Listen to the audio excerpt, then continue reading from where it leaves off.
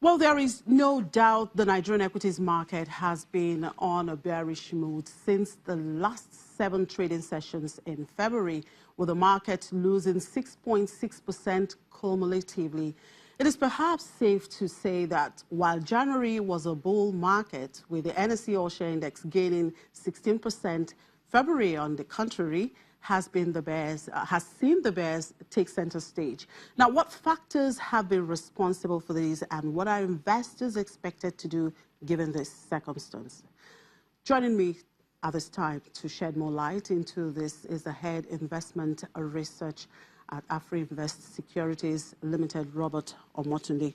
Good morning, Robert. Thank you very much for joining us. Thank you for having me. Right, we've seen the Nigerian equities market decline for the 7th consecutive session as a loss of 6.6%. Now, should investors start getting worried at this point, even though this is coming at a time where we're seeing some kind of decline in the global oil market? Well, sorry, global equity markets. Well, naturally, you expect investors to be worried, because we're talking about money here, the 6.6%. If you apply that on the current market cap, it tells you how much investors have lost. So naturally, investors will be worried. But the fact is, we have to look at what has panned out within a couple of days since we've seen the market shed points consistently. January was a bull market, like you rightly mentioned. We saw that January returned 16%. In fact, at some point in January, the year-to-date return peaked at 17.9%.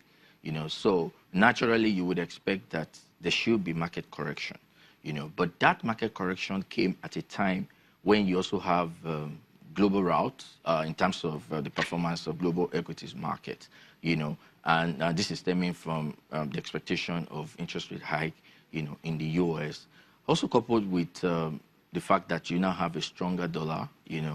Last week we saw that crude oil production has, increased in the US market, and this is informing the outlook on oil prices.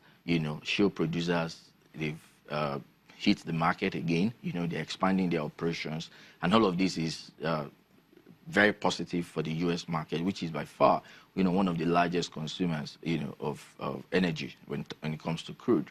So this also came at that time, and then it appears that the Nigerian market is following, the global trend. Now, but what we have analyzed is that the market is going through a phase of correction, and that must be clear, because when you saw the market gaining up to 16% in January, which is quite unusual for January, isn't it? Well, it's a January effect, coupled with the fact that we had some form of should I say, some regulations that were put in place last year. We had some reforms in the foreign exchange market. These are some of the things that foreign investors tapped into, and they came into our market. It was quite similar to what we saw in 2013. But what is panning out now is that some investors are retreating. We have spoken with some of our traders, and from what we heard from other houses, foreign investors are still very much comfortable with the direction of the market, because fundamentally nothing is wrong with the market, except with the fact that we've seen global oil prices trending downward last week, and Nigerian market has always been correlated. That is also impacting it's always been correlated with the movement in global oil prices. But there's no cause for alarm. We are expecting that markets should begin to turn within the next couple of days, because the level of RSI you're seeing now was last seen. This RSI, that's relative strength index of the market, it's a technical indicator of the market. We last saw this in April 2017. That was before the launch of the I and EFX window. That actually turned sentiment in the market. So for investors, investors just need to, watch which stocks, they need to watch which stocks they are playing in. And of course, everybody seems to be talking about market correction. Globally, they talk about market correction. You're here talking about market correction. So how long is this market correction going to take? That's what any average investor would want to know. Yeah, well, because it's the market. The market is driven by the sentiment of humans, and it's very difficult to predict human behavior. It's one of the things that makes social sciences unique, economics by far.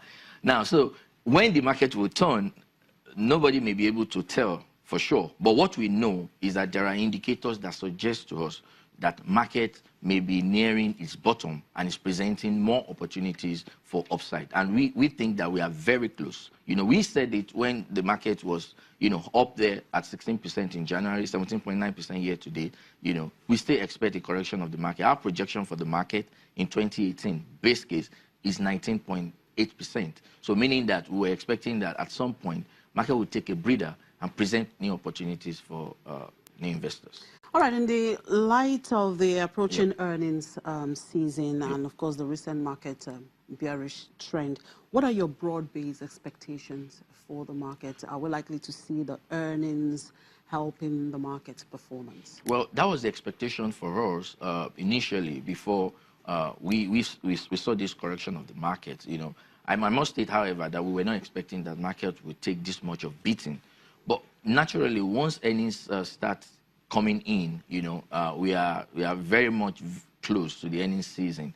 I think by last week in February, we are expecting some banks to release their results, and this is supposed to improve the valuation of the market, not only from the perspective of price to earnings, but because there are going to be new earnings in the market, and the economy has shown some traction since the turn of events in the last economic cycle that we experienced. And we are seeing that in 2017, by the time most of these companies start releasing their results, we expect very positive results. Now, if there are any surprises, this will further support the market. But what we believe is that by the time the earnings season start coming in, even though most investors priced in expectation of these earnings when we saw the January rally, but the new levels, the new low levels we are seeing now implies that some investors will still have more opportunity, especially when these earnings start coming in. We are very positive on the banking stocks, because of their performance, which we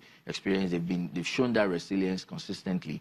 Saw their gross earnings. Most of them reported very positive, fantastic numbers. By their gross earnings, you saw most of them, some reach new level of return on equity, which is one of the fundamental metrics for pricing the banking sector. So we are still positive on them by the time they release their full year result in 2016 and 17. But because the economy is also recovering, most of the very toxic assets which were booked within the oil and gas sector, we've seen a recovery in global oil prices. We are expecting that there will be some right back, and all of this right back can, generate some earnings surprises, which most investors, will take advantage of.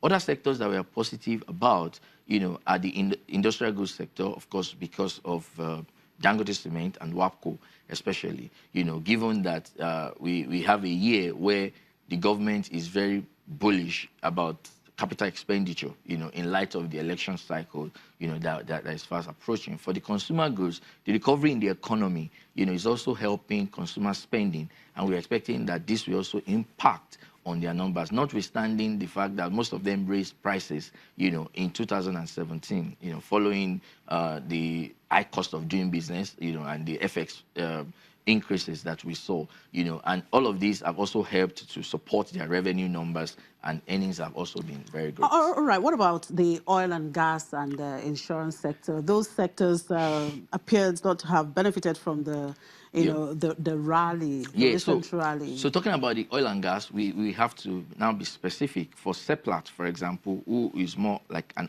upstream player, they have enjoyed part of investor blessing in terms of market movement. You saw that if you analyze Seplat year to date, even in the January rally, they benefited a lot because we saw some strong momentum in global oil prices before this recent correction.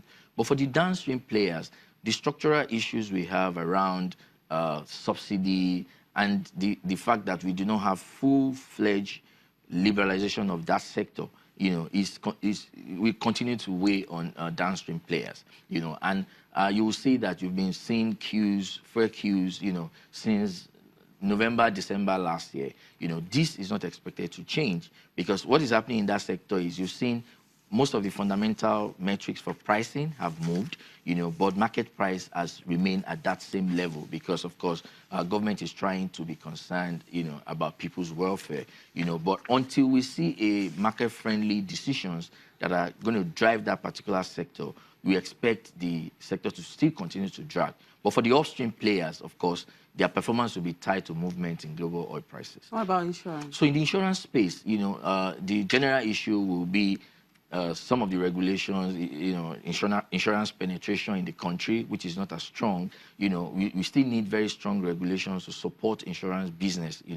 Nigerians don't have insurance culture, and in that light, the insurance companies too, some of their balance sheets are not able to underwrite most of the big risk, especially in the oil and gas sector, because you're talking about risks that are, dollar denominated. Most of them, that's why you see the likes of AXA Mansard having foreign footprints, helping them to, take up some of these risks. So there are a whole lot of issues that need to be addressed in the insurance space sector before we see a positive market. Okay, so what investment strategy would you advise investors to adopt in 2018? So in 2018, investors have got to be very active. One of the things which we highlighted in our 2018 outlook was to tell investors that you have to be very active.